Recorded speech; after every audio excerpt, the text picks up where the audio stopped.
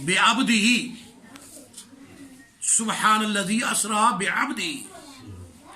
जब इंसान अबद बन जाता है अल्लाह और हज़रत मोहम्मद सल्लल्लाहु अलैहि वसल्लम की पैरवी में, अहले बैत की पैरवी में, खुलफाए राशिदीन और सहाबा की पैरवी में, मकाम अबदियत पर फायज हो जाता है, तो वो अल्लाह की तजल्लियात और अनवारात को देखता है और उसका ईमान एहसान बन जाता है, जिसको हदीस जिब्रील में बयान किया गया है।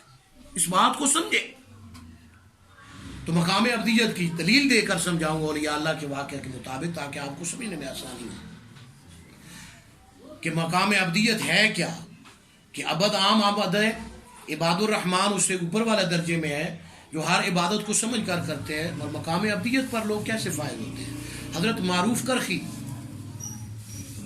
रहमतुल्लाह अलैह अपने वक़्त के वली कामिल गुजरे हैं, अल्लाह की तजल्लियात और अनवारात को देखते थे, ईमान एहसान में तब्दील हो गया। अंता वफात के बाद अब की बात कर रहा हूँ, वफात के बाद अब भी अल्लाह के अर्श के सामने खड़े हैं और अल्लाह की तजल्लियात को देख रहे हैं, आलम तग़य्युर में मुब्तला है। मारूफ करखी कौन है? पैगंबर नहीं है, अहले बैत नहीं है, सहाबी नहीं है, एक वली है। लेकिन जब अपने ईमान को एहसान में तब्दील करता है, अंत अब्दुल्लाह जो इमामुल अंबिया सल्लल्लाहु अलैहि वसल्लम ने फरमाया, उस चीज़ की हकीकत को अपनी आंखों से देखता है। आज भी देख रहे हैं वफात के बाद। तो मकाम अबदियत को अल्लाह ने फरमाया, ए मारूफ करखी मकाम अबदियत, जब मकाम अबदियत पर मारूफ करखी फायद हुए, मैं उसके बारे में बयान कर रहा हूँ ताकि हजूर के मकाम अबदियत को आप समझ सकें। जब फायज हुए मारूफ करखी रहमतुल्लाह अलैह, तो अपने दर्जे और मकाम के मुतल्लिक पूछा कि मैं इस वक्त कहाँ हूँ, दर्जा और मकाम क्या है। बच्ची बालिग होती है, बच्चा बालिग होता है, लोग उसे बताते हैं वो बालिग हो गया, या उसे खुद पता चल जाता है वो बालिग हो गया। भाई उसे खुद पता चल जाता है। अल्लाह से सवाल किया, अल्लाह ने फरमाया, ए मारूफ करखी मैं तुम्हें दलील देकर समझाता हूँ। अल्लाह ने कुरान पाक में भी बेशुमार दलीलें दी हैं, हजूर ने हदीसों में बेशुमार दलीलें दी हैं अपनी हदीस पाक में। फरमाया 10,000 आदमी हो, कितने आदमी हो? 10,000 आदमी हो। अल्लाह ने फरमाया मारूफ करखी को मैंने पैदा किए, मिसाल लेकर समझाई। सब ने कहा हम अल्लाह के अबद हैं, हम क्या है? अल्लाह के बंदे हैं। मैंने दुनिया को पैदा कर दिया, 9,000 दुनिया के हो गए, मुझे भूल गए। मकाम अबदियत का फर्क है, जो मकाम अबदियत पर फायज होता है। 10,000 बंदे पैदा किए मैंने, मिसाल देकर समझाया मारूफ करके। फिर मैंने दुनिया को पैदा किया। पहले सारे दावा कर रहे थे कि वो मेरे बंदे हैं।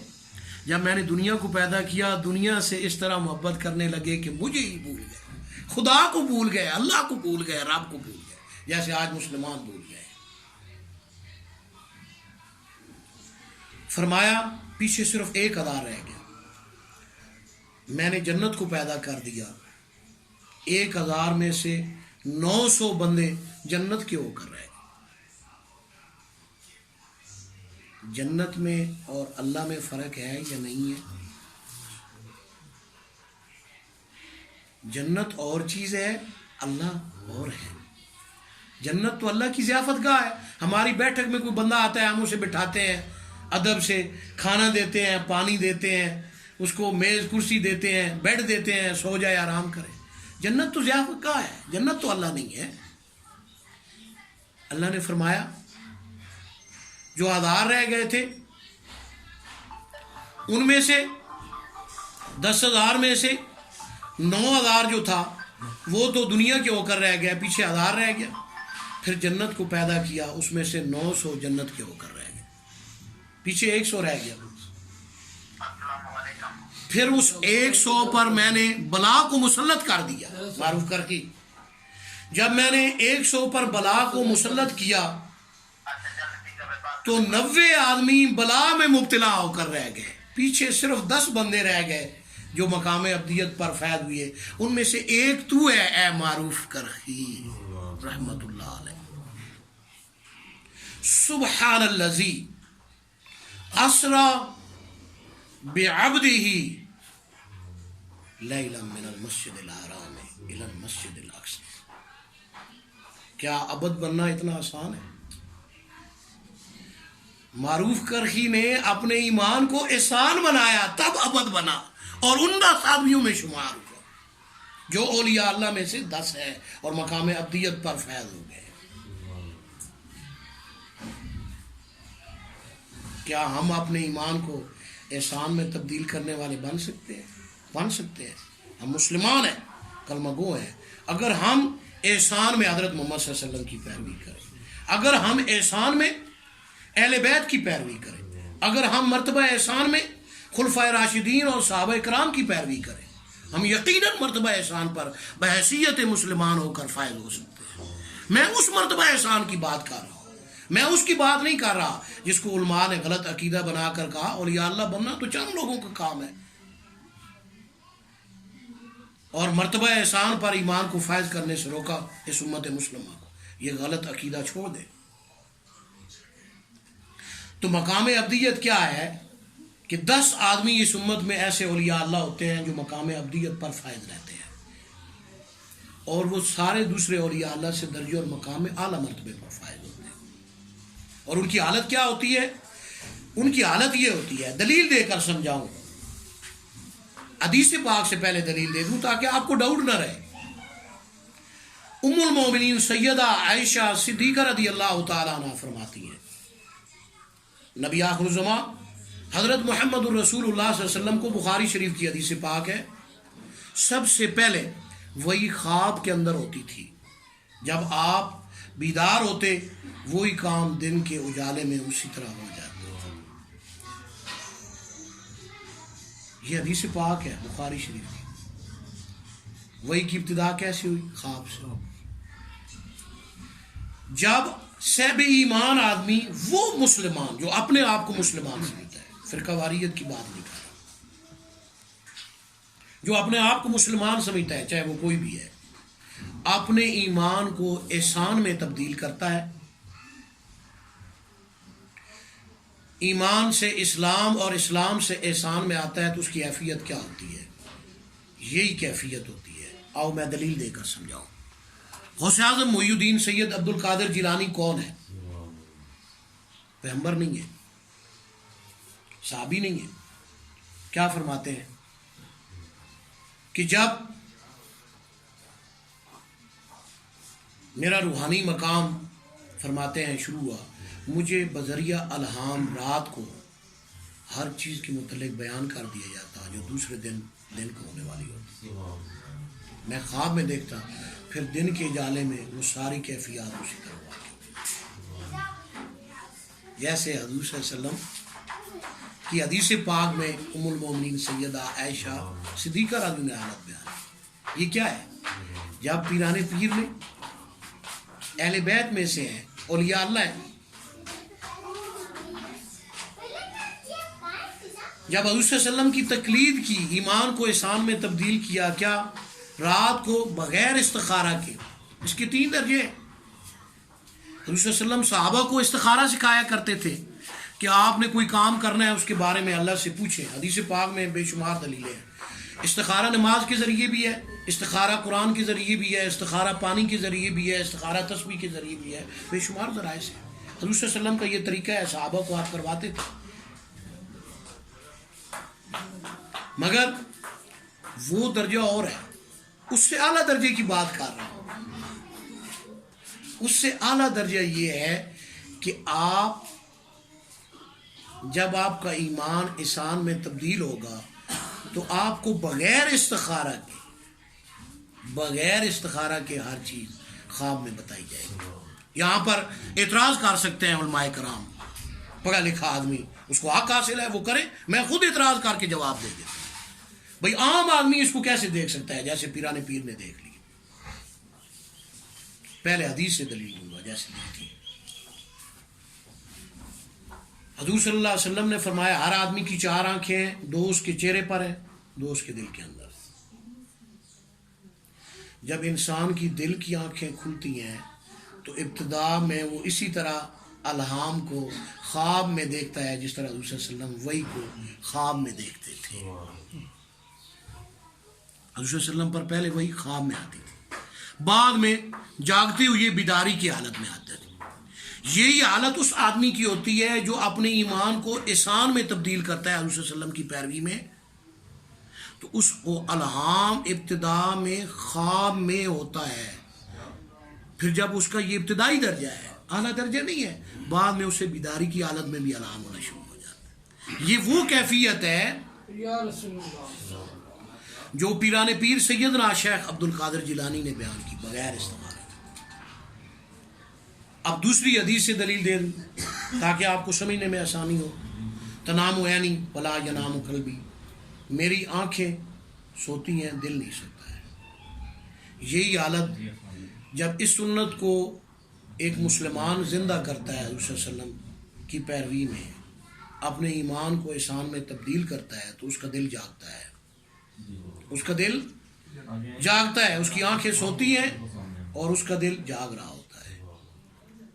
اب دلیل دے کر سمجھاؤں, جیسے ادھر حدیث بیان کی تھی, خواجہ نظام الدین اولیاء رحمۃ اللہ علیہ معروف اولیاء اللہ ہے. ایک عالم دین اسے ملنے کے لیے گئے, پتہ چلا کہ بہت بڑا اولیاء اللہ ہے. ملنے کے لیے وہاں پر گئے کہ زیارت کریں, ان کے حالات کو جانیں. جب وہاں پر گئے کیا دیکھا کہ خواجہ نظام الدین اولیاء, بڑا زرق برق کا مکان ہے, بڑا زرق برق کا لباس قیمتی پہنا ہوا ہے. یہ کیسا ہے اولیاء اللہ ہے؟ اولیاء اللہ کا تو پھٹا پرانا یا سادہ سا لباس ہونا چاہیے تھا, اتنا قیمتی لباس پہنا, اتنا بڑا مزین کمرہ ہے. پیر صاحب کے پاس موجود رہے کچھ دیر, کھانے کا ٹائم ہوا, کھانا کھایا.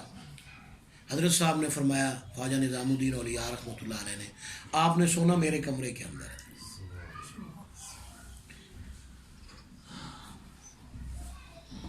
آپ نے سونا میرے کمرے کے اندر ہے. بابا جی جو میرے آخری مرشد ہے, میرے ابتدائی مرشد, میرے اپنے والد ہیں,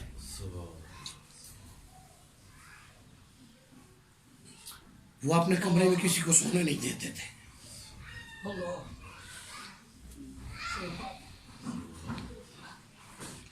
میں جانتا ہوں اس وقت ان کی روحانی کیفیات کیا ہوتی تھی. میں اپنے کمرے میں کسی کو سونے نہیں دیتا, اسی لیے میں ادھر ادھر نہیں جاتا. خواجہ نظام الدین اولیاء نے فرمایا, آج آپ نے میرے کمرے میں سونا ہے, آرام کرنا ہے. خواجہ نظام الدین اولیاء سو گئے, لاف لیا, سو گئے. عالم دین صاحب بزرگ صحیح عالم دین تھے, میں اس لیے انہیں عالم دین کہہ رہا ہوں. شکوک و شبہات میں ضرور مبتلا تھے, لیکن علماء کا درجہ کم ہے. مرتبہ احسان پر ان کا ایمان ابھی فائد نہیں ہوتا. رات کو تہجد پڑھنا شروع ہو گئے, نوافل شروع کر دی عالم دین نے. پیر صاحب سوئے ہوئے ہیں, دل میں خیال آیا یہ کیسا پیر ہے, سویا ہوا ہے, میں نماز پڑھ رہا ہوں, مصلی پر کھڑا ہوں. کافی رات عبادت و ریاضت کی. آخر میں پیر صاحب نے آواز دی, خواجہ نظام الدین اولیاء رحمۃ اللہ علیہ نے فرمایا, حضرت بہت عبادت ہوگی, آپ مصلی سے اتر جائیں, تھوڑی دیر آرام کر لیں. عالم دین نے بات کو فالو کیا, سو گئے. سوئے تو خواب میں دیکھا ایک نور کی شمع ہے, ایک روشنی ہے, نور آسمان سے اتر رہا ہے, خواجہ نظام الدین اولیاء پر پڑ رہا ہے. تعطل نہیں ہے, مس نہیں ہو رہا ہے, ختم نہیں ہو رہا ہے, لگاتار پڑ رہا ہے, رکاوٹ نہیں ہے. اور دیکھتے ہیں کہ میرے سر پر یہ دیا ہے, کبھی جلتا ہے, کبھی بجھتا ہے, کبھی جلتا ہے, کبھی بجھتا ہے. یہ عالم دین نے اپنی حالت خواب میں دیکھی اور خواجہ نظام الدین اولیاء رحمۃ اللہ علیہ کی دیکھی. جب عالم دین بیدار ہوا، خواجہ نظام الدین اولیاء رحمۃ اللہ علیہ سے پوچھا، حضرت یہ خواب دیکھا ہے، اس کا مفہوم تو بیان فرمائیں.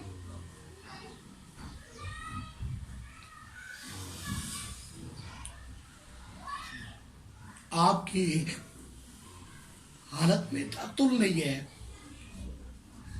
یہ نور آپ کو کیسے گھیرے ہوئے ہے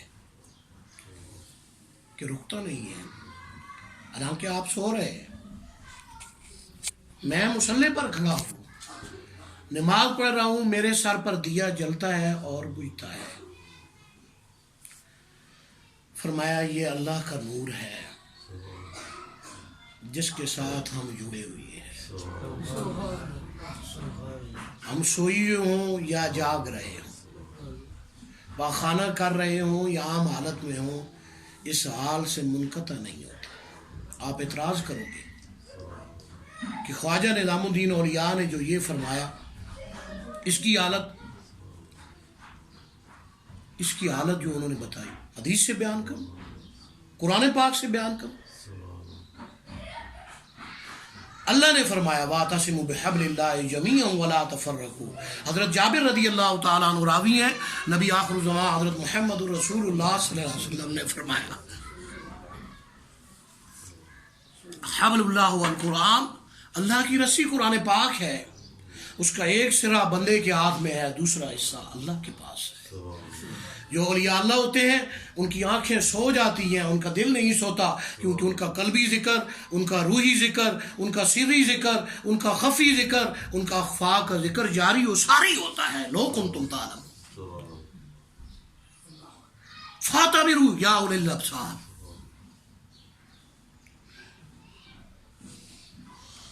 لطائف کو اولیاء اللہ جاری کرتے ہیں، وہ الگ بات ہے. کسی وقت بغیر لطائف کو جاری کیے بھی فطرت کے مطابق جاری ہو سکتے ہیں. یہ اولیاء اللہ کے درجات اور مقامات ہیں روحانیت میں، اہل طریقت کے جو اپنے ایمان کو احسان میں تبدیل کرتے ہیں. یہ وہ کیفیت تھی کہ خواجہ نظام الدین اولیاء سوئے ہوئے تھے، ان کا قلب ذکر کر رہا تھا. وہ حبل اللہ والقرآن، قرآن پاک کیا ہے؟ اللہ کی رسی ہے، اللہ کا اسم جاری تھا. سوئی ہوں، بیٹھی ہوئی ہوں، لیٹی ہوئی ہوں، واش روم میں. اعتراض ہو سکتا ہے واش روم میں کیسے ہو سکتا ہے؟ حضرت عبداللہ ابن عمر رضی اللہ عنہ کون ہے؟ صحابی رسول. فرماتے ہیں اصل ذاکر وہ ہے جو طہارت کے لیے لیٹرین میں جاتا ہے، وہاں پر بھی اس کا ذکر جاری ہے.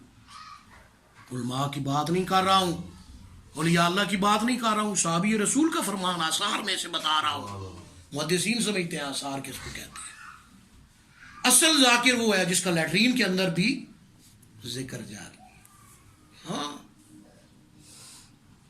سبحان الذی اسری بعبدہ.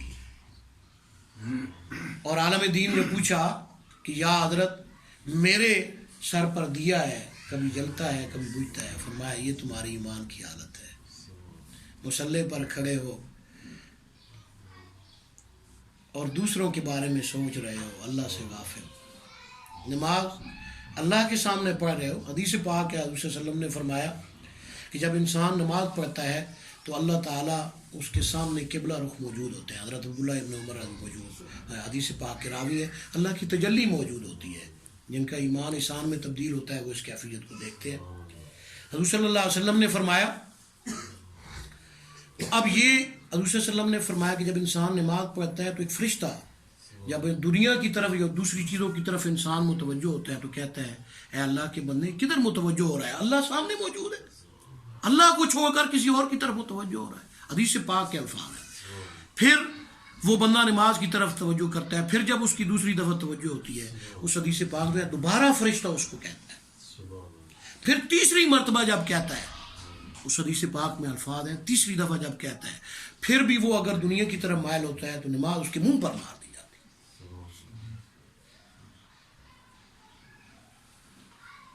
تو یہ جو کیفیت ہے مرتبہ احسان کی، جو کیفیات ہیں، سبحان الذی اسری بعبدہ لیلا من المسجد الحرام الی المسجد الاقصی، تو جو اپنے ایمان کو احسان میں تبدیل کرتے ہیں ان کی دل کی آنکھیں کھلی ہوئی ہوتی ہیں. میری بات کی سمجھ آ گئی ہے؟ جس طرح حضور کو ابتدا میں وہی بذریعہ خواب ہوتی تھی، اسی طرح پیران پیر کو بذریعہ خواب بتا دیا جاتا تھا. میں نے پیران پیر کا فرمان بیان کیا. سیدنا شیخ عبد القادر جیلانی فرماتے ہیں رات کو مجھے بتا دیا جاتا کل کیا کیا ہو.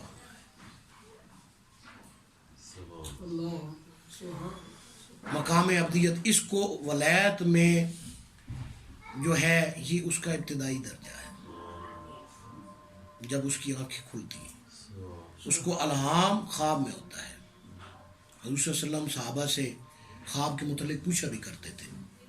بیان لمبا ہو رہا ہے، میں اب بیان کو ختم کرنے کی کوشش کروں گا. بقیہ بیان انشاءاللہ اگر زندگی رہی تو پھر کریں گے، لیکن میں یہاں پر مفہوم کو واضح کر کے اپنے بیان کو ختم کرتا ہوں. پارٹس میں یہ بیان ہوگا. عبد کا میں نے بیان کیا تھا آقا، عبد کا میں نے بیان کیا تھا غلام کے اور بندے کے. ایسا غلام جو آقا کا فرما بردار ہو، ہر کام آقا کے حکم سے کرے. جب حضور صلی اللہ علیہ وسلم اس مرتبے پر فائز ہوئے، یہ حضور صلی اللہ علیہ وسلم کے کمال کا وقت نہیں تھا جو معراج ہوا. یہ کمال کا درجہ نہیں ہے حضرت محمد صلی اللہ علیہ وسلم کا، اس لیے میں بار بار وضاحت کر رہا ہوں. جب اولیاء اللہ اس پر مقام ابدیت پر فائز ہوتے ہیں، جیسے معروف کرخی فائز ہوئے، تو یہ کیا ہوتا ہے کہ ان 10,000 میں سے 10 بندوں کی مثال ہوتی ہے. ان کی اتنا بڑا ان کا ایمان کا درجہ ہوتا ہے. ان کا ایمان اسلام بن کے احسان بن چکا ہوتا ہے، اور پھر وہ اللہ کی تجلیات کو دیکھتے ہیں. وہ ابدیت کا اعلیٰ مقام ہے جب اولیاء اللہ فیض ہوتے ہیں. اس سے نیچے والا مقام عباد الرحمن کا ہے، جو ہر عبادت کو سمجھ کر کرتے ہیں. نماز پڑھیں سمجھ کر پڑھیں، قرآن پڑھیں سمجھ کر کریں. حضور صلی اللہ علیہ وسلم نے فرمایا، حضرت عبداللہ ابن عمر راوی ہیں، سب سے افضل عبادت فقہ ہے.